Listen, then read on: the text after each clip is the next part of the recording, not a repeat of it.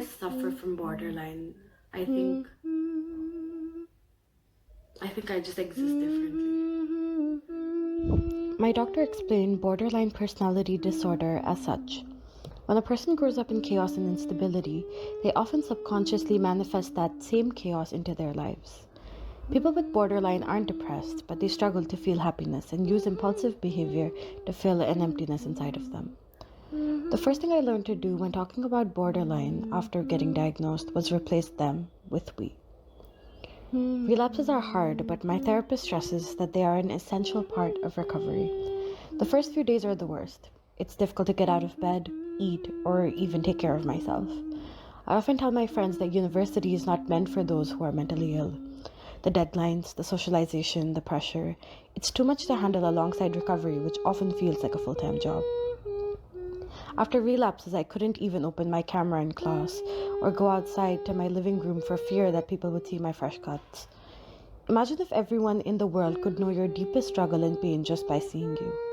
Living with scars all over my body means that everyone who sees me, even for a second, knows this personal, difficult thing about my life, and I do not get to control that narrative.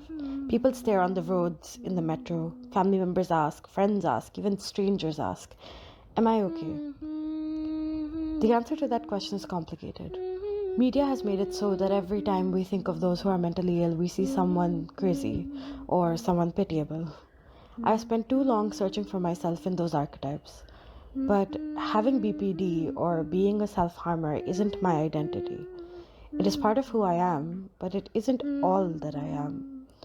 Just like everyone, sometimes I'm okay, sometimes I'm not. And even though my recovery may be tougher, at the end of the day, I still recover. I have spent hours poring over articles and papers trying to understand what I have. The more I medicalize my condition, the more helpless I feel. BPD has no cure. It is treatable, but treatment often lasts a lifetime. In my support groups online, people talk about relapsing after decades in therapy.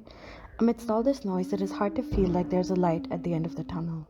But what I want people to understand, above all, is that there's a lot of hope too.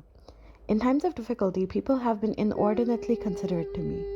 I've realized how loved I am by my friends and family who have spent their time and effort to learn how to help with my condition.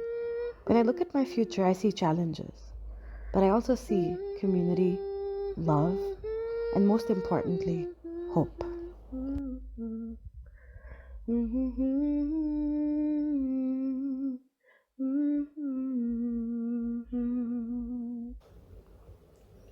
Silence will not last, and tomorrow